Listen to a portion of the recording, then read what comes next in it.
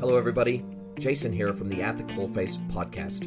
I've created a new sub-series called Mentoring Moments, and Mentoring Moments is composed of clips taken from my one-on-one and group mentorship sessions where we discuss e-commerce, digital, retail, and so much more. Hopefully you get a lot out of this. Enjoy.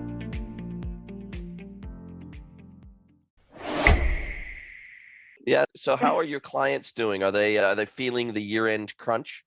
I think so. They made it through Black Friday. Some of them, our clients are unique. Some of them don't do Black Friday.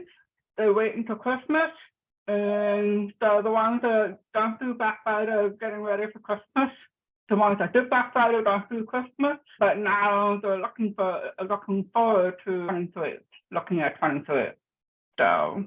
Yeah, look, I think there's a lot of brands that, in my experience, have maybe historically tried to jump on the Black Friday, Cyber Monday, Cyber Weekend bandwagon, but they find that it's so detrimental to margins that it's almost not worth the effort. And they also find that what they do is they end up securing such hyper price sensitive customers that those customers will always be looking for a deal. And so they will not be loyal customers anyway. Plus, the data from those customers pollutes their customer cohort data for other segmentation that they want to do as well. And so unless they're able to easily segment out, say, for example, in a CDP, the customers who buy with a high propensity to discount, unless they can easily segment those customers out of their cohort segments that they send to, I don't know, Facebook for lookalike audiences, et cetera.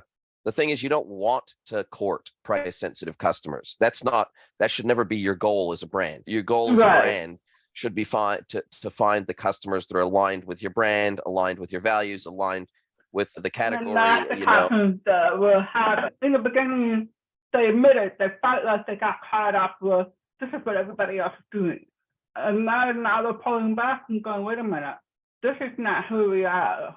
Okay, why are we doing that? So they're having conversations about their brand and who they are we doing the right thing? So they're trying to pull back and say, we were doing that, so how do we pull back when customers were used to doing that and then make changes without losing a customer? But the funny thing is, I think if you're honest and transparent with your customers, and you can use this as an opportunity to actually build value in the brand and say, look, you can actually do email campaigns, you can actually do social campaigns, this can be spun. Any quote unquote negative can be spun into a positive. That's the reality. Right. It's all about it's about storytelling, and it's about the power of storytelling to be able to communicate effectively with your customers the value that you place in your own brand, and the fact that maybe participating, you got caught up in the shiny thing, which is the Black Friday, Cyber Monday, but that you realized, and it's fine to be honest, I think, with your customers and say,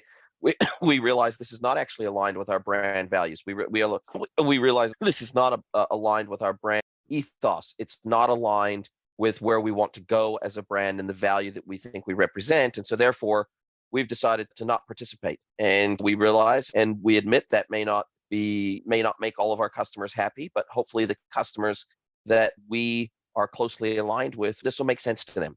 What you'll find is that, and I'm sure you already are finding this with some of your customers, is that the brands that have almost always for the life of their business been dependent on the next sale period, the next event, the next holiday, the next excuse to put things on discount, the next excuse to run a sale, the next excuse to run a promotion, the next drop that they run a promotion again. If they're a promotional business and they've structured everything that they do on the concept of promotions, then it's much harder to make a pivot away from that. If that's the whole way in which you've built your business, it's very difficult to change that, because now all of a sudden you alienate exactly the types of customers you've built your entire company on. And now all of a sudden you have to go out and try to find customers that are aligned with the new direction that you're taking, which by definition means alienation of your existing customer base. And I'm just a coach, so I'm just guiding them. Ask those questions themselves and make certain decisions themselves. So it's an interesting conversation. I think one of the key questions I always like to ask is, were you profitable? I think that businesses have to admit to themselves if they're not a sustainable business. In other words, if they haven't actually structured themselves to be sustainable in their current business model, then maybe their business model doesn't work anymore. Maybe it never did work. And that's what they have to come up to. And if they realize that they don't really have anything else that makes them different, they don't have any value, then they have to come to that consensus. And I could tell you firsthand, as someone who had to do the exact same examination in their own business and who ultimately had to shut. We sold our business in the end, but we sold our business. So this is way back in the very early parts of my career when I had my own e-commerce pure play. We were incredibly successful and incredibly profitable for the first few years of the business. And then what happened is that the area that we were focusing on, which was memory cards, became a commoditized item. And they also became a loss leader product that were given away or sold almost free with the purchase of other items. So if you bought a cell phone, you'd get a free memory card. If you bought a digital camera, you'd get a free memory card. If you bought this, you'd get a free memory card. And so unfortunately, what the entire our brand was flashcards.co.nz. So we were selling flash memory cards. That's what we were selling. And so what we found is that when we started our business, we had basically zero competition. We were directly importing the products, and we were retailing online. We were a pure play e-commerce website selling direct to the consumer. And what we found is that we were the only ones that were effectively selling at any kind of reasonable margin. And we were still making really good margins, but we were sometimes 50% cheaper than the local retailers for the same product. And because we weren't buying off the local New Zealand distributors, we were importing from the manufacturers and the distributors overseas. And so what we found is that, sure, it cost us a little bit more in terms of, and there was a little bit of a lead time because we actually had to import the product from overseas and it had to be shipped in, and we were warehousing it locally. But what we found is that the cost difference was so compelling for us and for our customers that it was worth that effort. But in the end, as product, because when we first started out, a 32 megabyte, not gigabyte, megabyte memory card was like $600. And so it was really expensive. Memory was really expensive. And we were making incredible margin, and even if our percentage margins didn't drop very much, and this is probably a useful topic to dive into a little bit in terms of business sustainability. So let's say you run a net margin of, I don't know, 30%. Let's just say net margin of 30%. The net margin of 30% on $600 is a lot in terms of dollar margin, is a lot different than 30% of $60. And that's that's how fast memory dropped. Over the span of 4 or 5 years, it went from 600 down to 60. Right. And memory sizes went up, prices dropped dramatically. They fell off a cliff as more manufacturers came into the space. And so even if our net percentage margin was still healthy, our net, because you don't spend percentage, you spend dollars, right? And so the reality is that if your SP or your average selling prices drop that precipitously, you have to be able to model out, even if we can be efficient enough to have the same net margins, does that net at our current average selling price create a sustainable business for us, or does it not? And I think these are the types of strategic discussions, and these are the types of strategic decisions that are really difficult to make in the heat of the moment. And if you wait until your business is on the bones of its ass, that's a difficult time to be making decisions. You want to be making decisions before you get desperate. I think the other thing that premium brands often do, or at least I see them often trying to do during traditional sale periods, even if they don't count, what they will try to do is they'll try to do something different. They'll say, here's a gift with purchase. Let's say it's a high-end cosmetics brand or something like that. They'll say, hey, here's a free gift with purchase. Here's a value add during this time. So we're not going to discount our product. It's going to be the same price. But you're gonna get a free gift with purchase, right? A bundle, or again, they'll do bundles, packages. They'll do special. They'll do special releases. They'll do special drops. They'll do something else that will generate additional demand, trying to give it another spin. And so they'll also do maybe a range extension, or what they'll do is they'll sometimes try to create a slightly lower tiered product that that then even at full price is a cheaper option. Maybe it's got less functionality, or maybe it's got slightly less whatever with it, but it is able to be sold full price, but at a lower price. And so therefore you now can target a slightly different demographic with that alternate product or that range extended product. This is giving an idea. Thank you. This is also where collaborations with other brands can sometimes be super smart, right? You could say, okay, we're doing a collab, X brand, Y brand, whatever. And this is where sometimes the free gift with purchase can come in. We're doing a collab, or we're doing a partnership, or we're doing a special release. I'm thinking of, I remember when Ford started doing their partnership with Eddie Bauer, and they had the Eddie Bauer, the Ford Explorer Eddie Bauer version, right? And then they had the Ranger Eddie Bauer version. And so there are these collaborations that you would never ever think you would fit together or would work together. But if you're creative enough, you can make almost anything work well together if you can create a story around it.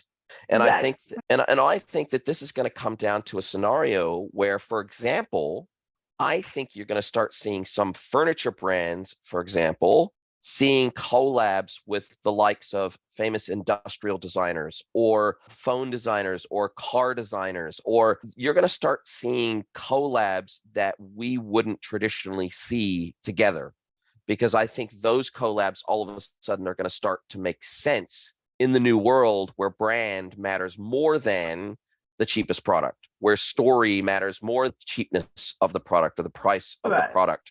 It's always about, because I never hear people complaining, for example, about the price of Nike shoes. I just never hear. I'm sure it happens. I'm sure there are some people that don't buy Nikes because they're expensive. I'm sure that does happen. But I just don't hear people complaining about the price of Nike shoes. I never hear that. And so, and that tells you the power of brand. That tells you the power of storytelling. That tells you the power of differentiation of your product. That tells you the power of distribution of your product. That tells you there's a lot that has gone into Nike having the position where they can dominate and they've got pricing power in their vertical. And I think that's probably actually where brands are struggling the most right now, is differentiation, is curation, is exclusive ranges, is all of these things. If you're not genuinely unique, you're really in trouble. You're in real trouble. Yeah, tell them to check out, there's probably a couple things that are worth discussing with them. Have them look at the collaboration between Matthew McConaughey and Wild Turkey when they created Long Branch Bourbon, and have a look at the content that has been co-created with Matthew McConaughey sitting down with the founders. I think they're up to the grandsons or the great grandsons of the original founders of Wild Turkey, and he sits down and they've made this almost like mini documentary that's available on YouTube, and I think it's a 20 or 25 minute interview with Matthew McConaughey and these guys, and he tells his story, and he tells a story about how he came to be involved with them, and he tells a story about how he came up with the flavor profile of a bourbon that he wanted. And it's a really compelling story. And sure, of course, Matthew McConaughey would have made squillions off the deal, but the whole point of the matter is it's this type of collaboration that I think can really create a brand halo over your brand that you couldn't get any other way. And so maybe, I don't know, maybe this is an area, I obviously don't know what this product is, but it's a scenario where maybe they could work with an influencer in that space. But instead of just purely being a brand influencer, instead of just purely them putting out content saying, hey, I use this brand, or look at this amazing widget or whatever it is, or piece of furniture or whatever it is, instead, maybe they can actually do a collaboration, almost like Yeezys, right? It's this collaboration where now we actually have someone who's an influencer in the community, a style maker, a taste maker, someone who's influential in our space, who are actually collaborating with either to create a limited edition version or a limited release version or a special named series or a special, variant or a special combo or a special package. I think it's about how can brands be creative within the product that they already create? How can they disrupt themselves? How can they innovate themselves? And how can they start to question, because a lot of, especially premium brands, they historically have tried to exert tremendous control over their product. But what they're finding now is if they're willing to give up some control for the sake of collaboration over competition, they're finding that to be more successful. So even Swarovski has done deals with Disney so that Swarovski can create Mickey Mouse Swarovski crystals, right? Or they can create a limited release Winnie the Pooh series Swarovski crystal range, right? So it's these kinds of licensing deals and collabs that can really differentiate your product in ways that are difficult to do any other way. Yeah. It's good to have you here, man. It's really good to have you here. We were just discussing about quite a few different things. We were talking primarily around brands that were struggling to know whether they should be involved in Black Friday, Cyber Mondays, Cyber Weekends. How much discounting should they do? Should they do any discounting at all? Do they want to pull out? Do they not want to be involved in Black Friday, Cyber Monday anymore because of the brand damage that can happen as a result, the expectation of discounting, ongoing discounting that can result? There's a lot more brands, I think, today having those discussions than ever before. And I'm actually hearing more brands, particularly as the economy maybe perhaps is showing signs of challenges, and brands are really having to take a long, hard look at these major discounting periods and say, is it actually worth it? Are we actually profitable? And even if we are profitable, does it justify potentially the brand damage that's done? And does it actually court totally the wrong type of customer than what we're actually trying to court? We're potentially just courting all of the most price sensitive customers.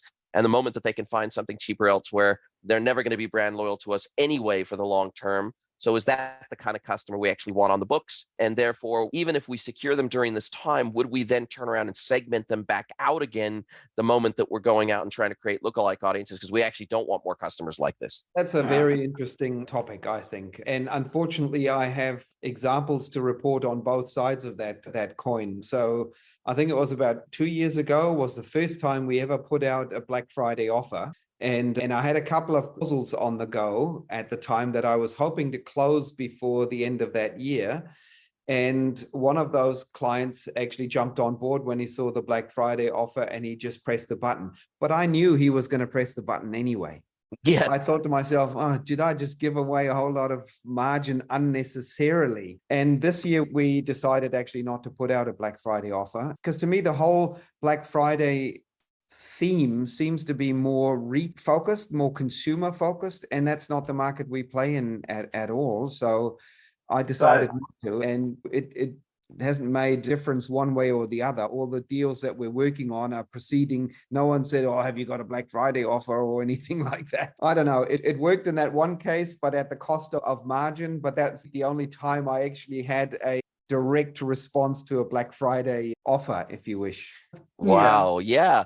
I don't see many B2B brands doing Black Friday, Cyber Monday. It is definitely, it's for sure it's quite a retail specific thing. Yeah, I think obviously if you don't have pricing power because you're a Me Too brand that's selling something that every other brand is selling, or that many other retailers are selling in competition with you, then if the only differentiator you've got is price, then you have a seriously vulnerable business. And this is the key issue and that's why I think retail's in trouble. That's why I think that huge swathes of the retail space will simply disappear over the next decade, particularly as B2B brands establish D2C channels, or traditionally B2B brands establish D2C channels. And every major brand in the world is establishing D2C channels. That's the reality. They're all, even Nike, which we were talking about earlier, even Nike now, every single year, a greater percentage of their total revenue comes from D2C sales. And ultimately that they're getting rid of huge chunks of their retail/wholesale customer market every year. They are simply knocking them on the head. In some cases, these are big chains that have been buying off of them for years and are long-term partners of Nike. But you can see quite strategically, if Nike really wants to be, if you are a retailer and you're selling Nike, they don't want to be on an equal footing with Adidas and all the other competing products. They want to be elevated above those competing products, particularly in terms of the amount of shelf space, the amount of advertising you do, the amount of effort you put into pushing Nike product, and the amount of product knowledge you have around the product, etc. They really want you to differentiate in some way and value add in some way. And if you're not prepared to do that for Nike, then they're quite happy to take that sale direct to consumer instead, both with Nike stores as well as with Nike online. And so I think Nike is that canary in the coal mine for the rest of almost every single vertical out there, that this ability for retailers to add virtually zero value apart from buying something, marking it up, putting on the shelf and selling it, the days of that being the traditional retail model are rapidly disappearing. And the problem is just having it and just selling it locally in a local shop is not enough of a value add anymore, especially when people can buy online. And sure, online is still not the lion's share of retail. There's no argument about that. It's anywhere from 10 to 30%, depending on what country we're talking about here. But that's still on an upward trajectory. And so, sure, physical retail is here to stay, and it's not going anywhere anytime soon. But even within physical retail today, the Me Too retailers are just going to continue to struggle against the ones that have exclusive ranges, have pricing power, have uniqueness, heavily curate the products that they sell, have a powerful story, have a powerful brand, have a powerful community standing behind them, have some really good collabs and partnerships. Those brands are going to continue to do well, but traditional Me Too retailers that do no value adding, I think most of those are toast within the next decade. Yeah. I think this has been inevitable since the beginning of e-commerce, and to a large extent, the delay for this to actually take place has been, from what I've experienced firsthand, has been loyalty by some of the brands to actually continue to support their resellers. Like, for example, 15 years ago, it must have been at least 12, 15 years ago, we were working very intensively with a couple of large insurance companies here in New Zealand. And when they got their head around this internet thing, and this is e-commerce, wow, this is where it's going, they suddenly thought, oh, we could be signing policies directly with customers, right? What do we need brokers for? And that idea just went right through to the board level conversations in no time. And then someone said, whoa, hang on a moment, but we owe our brokers some loyalty. And so they stopped it. They pulled right back and said, no, we will allow our brokers to continue to represent us. And they were also representing other brands at times, of course, as well. But we will still allow that. And now I think we're at a point where that loyalty is starting to go out the window, and the larger brands are going, hang on a moment, but look at the margins we could be securing here if we just cut out these middlemen and just go direct. And as you say, present our product without there being 3 other competitive products on the same level in the shelf. You know, we can now produce our own communication directly to the clients the way we want it, not the way some broker puts it. And let's face it, some brokers will go out and say, oh, you could go with this, but we've also got this and that and the other. And the reason they do that might be because they get a slightly better margin on those products. Correct. Better commission on those. Yeah. Yeah. So all of that goes away. And of course, it's all in line with the whole consolidation that's happening across the world in so many levels. It is. And I just think that the retail consumer just will not tolerate those 2 levels of margin in the prices they pay for anything. And so the reality is that there was historically a massive amount of value add that retailers provided. And historically, there was a small amount of retailers as well. There were fewer of them, and they were larger in scale. And they were doing things like, for example, if you think about Sears in the United States, for example, or if you think about any of the department stores or chains, those historic businesses, those traditional mercantilists, basically is what they were. The reality is their value add in the early days, geez, we're going to get the product close to where you are. Right? Because freight was expensive. The logistics industry was still in its nascency. You couldn't really get stuff delivered to your door easily, and it was super expensive if you did. And so the idea was, even with the Sears catalog days, in the early days, when you ordered through the Sears catalog, those orders were delivered to your local Sears store, and you picked it up at the store. And so it was like an early form of click and collect. But the value add that they provided was that then the quote unquote shipping was free because you were buying it through Sears. And so you would just go to your Sears store, pick up your order. And so I think that we're now at a stage where retailers are really struggling to demonstrate any kind of value add because it is just so easy to get products delivered directly to your doorstep, order it online. And the reality is that the consumer ultimately doesn't matter whether they're buying that product directly from a manufacturer's website or from a retailer's website. If the end experience is going to be the same and it's going to end up at my door either way, or I can do click and collect either way, and I can get it cheaper off of the manufacturer than I can off the retailer, then why wouldn't I?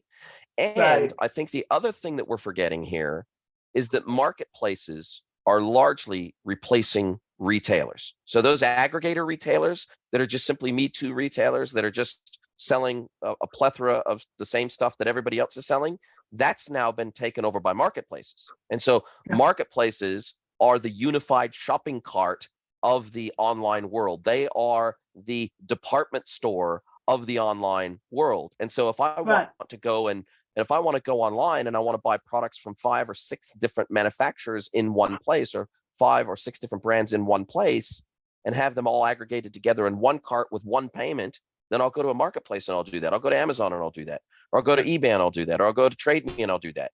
And so I think traditional retail is just simply being squeezed from all sides.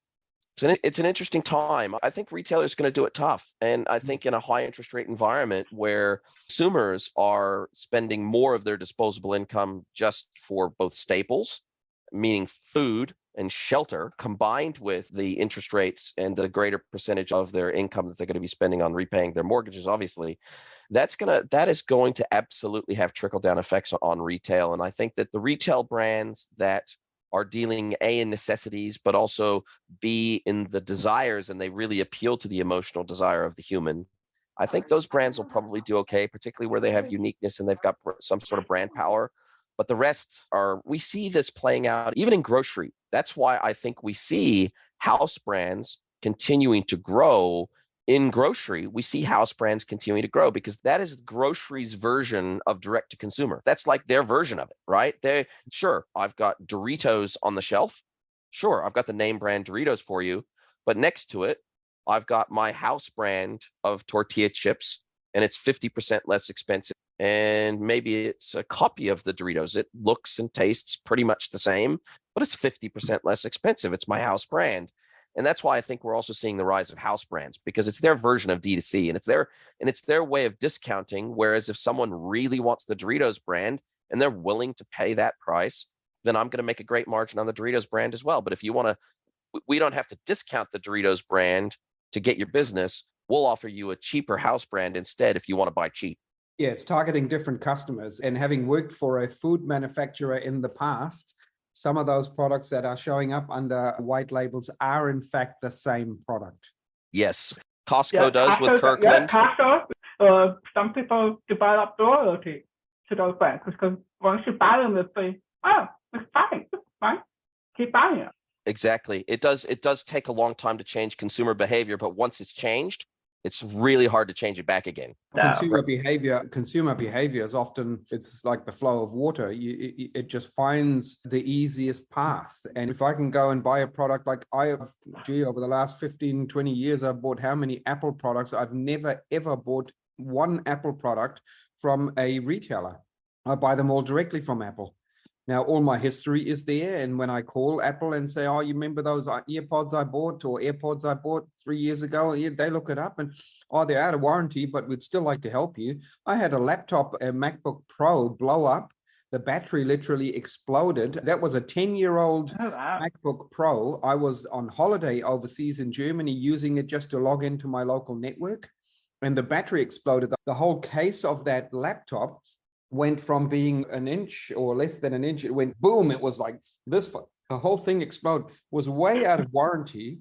And Apple said, "Oh, that shouldn't have happened. We'll have that repaired for you." And just take it into the local repair station. They've fixed it up completely new, not a dime of cost. You wouldn't get that from a retailer. Ultimately, they would go back to the manufacturer anyway and get approval from them. So it's just that middleman that adds no value again, like you said. Yeah, absolutely. No value add whatsoever. In fact, in many cases, they actually detract from the value because they have to then lean on the manufacturer, because the manufacturer in that case doesn't have a direct relationship with you. And so they don't actually see you. They just see you as a number sitting underneath that retailer's sales that they've already had to pay a margin to.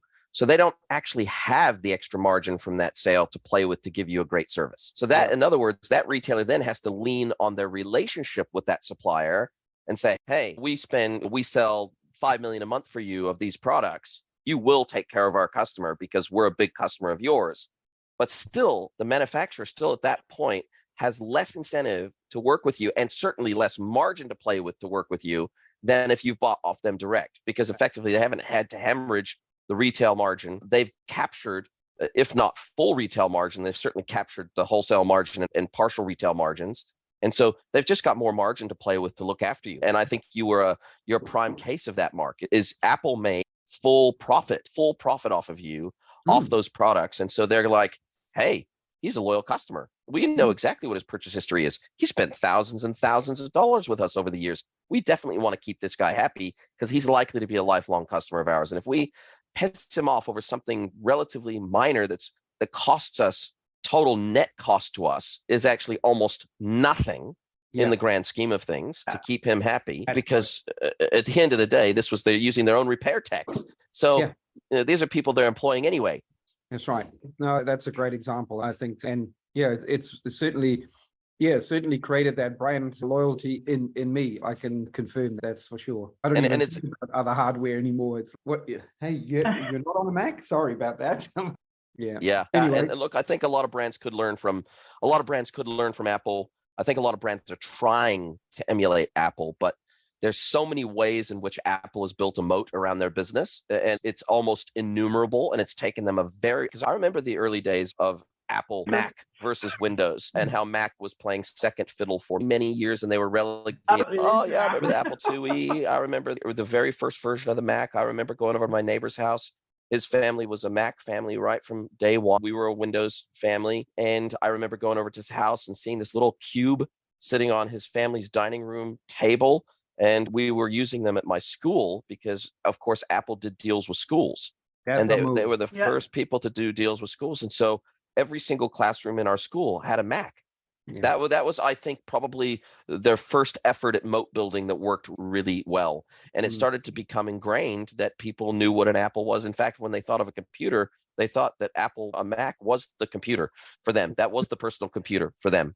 And so that, I think they've done a lot of moat building since, combination of their App Store, iTunes. They have done a lot of innovation to the space and built a lot of moats, built a lot of keeping it inside of their walled garden. Once you're in, it's very difficult to get out. And then they've really cleverly built their system to make that possible. Yeah, we have a lot to learn. What I'm interested in at the moment is how much of this, and that may be different in the US at the moment, but our Reserve Bank here in New Zealand is quite open architecturing a recession. They're actually deliberately wanting to create a recession to show that they are in charge of the money and the interest rates and what have you, and wanting to get inflation back into a target band of 1 to 3% per annum. But we're way outside of that at the moment. So their answer to it is to deliberately create a recession. And this is after we've had 2 years of obvious government massive spending, which just adds to inflationary pressure. So I'm really interested to see how that is going to affect retailers and other businesses, obviously, that ultimately supply, say, to retailers or other manufacturers. So it's going to be the flow-on effects of this artificially created pressure will be really interesting to watch and see how it plays out. No, it's an interesting time. It's an interesting time to be alive. And I think, though, as with any recession, as with any challenging time economically or politically or anything else, there are always incredible opportunities. There are life-changing opportunities that come out of these times. And for me, if the stock market was to drop another 20 to 40%, that would make me extremely happy, because there would be such an incredible buying opportunity for me that I've intentionally left a bit of powder dry for just such an occasion. If the stock market decides to go on discount for another 25 to 40%, I'm here for it. If you'd like to register for free for the Mentor Sessions with Jason Greenwood, head over to greenwoodconsulting.net, scroll all the way to the bottom of the page, and click Get Mentored by Jason. See you there.